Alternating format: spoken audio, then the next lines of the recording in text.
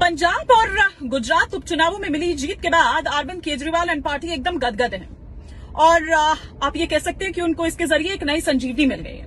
तो अब तक जो अंडरग्राउंड थे अरविंद केजरीवाल एकदम कोप भवन में घुसे हुए थे, अब वो अचानक से बाहर आ गए और एक्टिव भी हो गए और इसके जरिए कहीं ना कहीं उनको एक ताकत मिली है दिल्ली विधानसभा चुनाव में जिस तरह की करारी हार मिली उससे उबरने के लिए।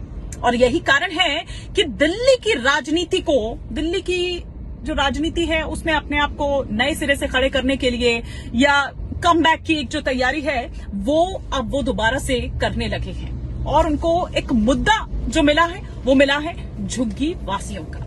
इसमें वो जिस तरह से आक्रामक नजर आ रहे हैं, ऐसा लग रहा है कि अरविंद केजरीवाल इसी के सहारे अब कम बैक की तैयारी कर रहे हैं। वो झुग्गी वासियों को ये आश्वस्त करते हुए नजर आ रहे हैं कि जब तक मैं जीवित हूं तब तक आपका घर आपसे कोई ले नहीं सकता है। अभी 29 तारीख को ही जंतर मंतर पर एक कार्यक्रम हुआ, घर और रोजगार बचाओ आंदोलन। इस पर अरविंद केजरीवाल ने हुंकार भरी। अरविंद केजरीवाल ने तो जो हुंकार भरी, लेकिन गोपाल राय का जो बयान है बहुत ही आक्रामक वो बयान था और उसकी हर तरफ चर्चा हो रही है। उन्होंने कहा कि अगर आपने झुग्गी तोड़ी या नहीं उनको दिए जो आपने वादा किया था घर, तो लोग जो हैं वो पीएम आवास पर जाकर कब्जा कर लेंगे। अब कुछ लोगों का ये कहना है कि ये उल्टा पड़ सकता है और ये जो अति सक्रियता है झुग्गी वासियों के मुद्दे को लेकर, ये कहीं ऐसा ना हो कि आम आदमी पार्टी को उल्टी पड़ जाए या भारी पड़ जाए।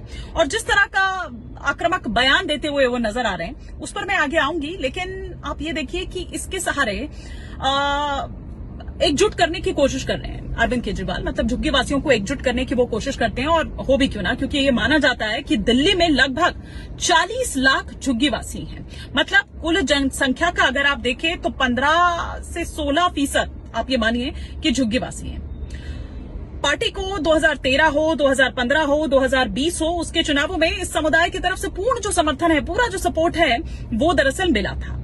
और जिस तरह से वो छिटक गए, अब जाहिर सी बात है कि ये उनका कोर वोटर माना जाता है एक तरह से, अगर उस तरीके से हम देखें। और इस कोर वोटर में सेंध लगाने का काम किसने किया? बीजेपी ने। और यही कारण है कि अब इस मुद्दे को इतनी आक्रामकता के साथ उठाते हुए नजर आ रहे हैं अरविंद केजरीवाल, या इस पर इतनी आक्रामक रणनीति जो है वो उठाते हुए नजर आ रहे हैं। और इसी को लेकर दरअसल जो संवाद कार्यक्रम है वो झुग्गीवासी के साथ संवाद कार्यक्रम उन्होंने शुरू किए हैं। उनके तमाम जो नेता हैं, कार्यकर्ता हैं, वो जा रहे हैं झुग्गीवासियों से मुलाकात कर रहे हैं, बात कर रहे हैं। आतिशी सिंह हो और सौरभ भारद्वाज हो, वो वहां पर जाकर लोगों से मुलाकात कर रहे हैं, उनको बता रहे हैं बीजेपी के खिलाफ यहां पर कि किस तरीके से जो उनकी नीतियां हैं उसकी जमकर आलोचना करते हुए वो नजर आ रहे हैं। आम आदमी पार्टी का आरोप है कि बीजेपी ने 1 लाख से ज्यादा जो लोग हैं उनको बेघर कर दिया है और जो उनका जहां झुग्गी वहां मकान का वादा था वो उससे पलट गए हैं।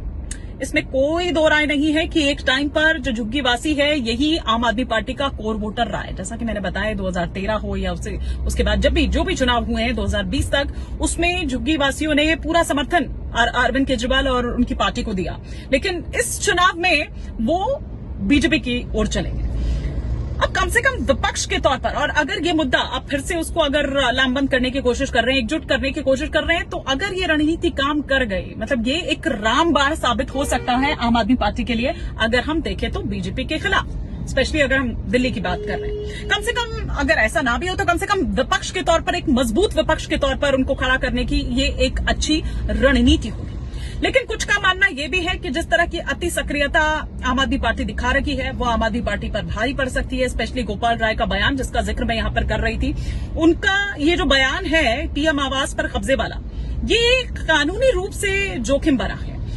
आईपीसी की धारा 124A यानी कि देशद्रोह के तहत ये जो उनका बयान है ये सरकार के खिलाफ अराजकता फैलाने वाला, भड़काने वाला ऐसा माना जा सकता है। और सोशल मीडिया पर देखिए हो भी रहा है। सोशल मीडिया पर इसकी जो तुलना है वो बांग्लादेश से की जा रही है, वो श्रीलंका से की जा रही है। और अगर दिल्ली पुलिस या फिर गृह मंत्रालय की अगर बात करें, वो शिकायत दर्ज करता है तो गोपाल राय पर एफआईआर दर्ज हो जाएगी और ये मामला बिल्कुल वैसा ही होगा।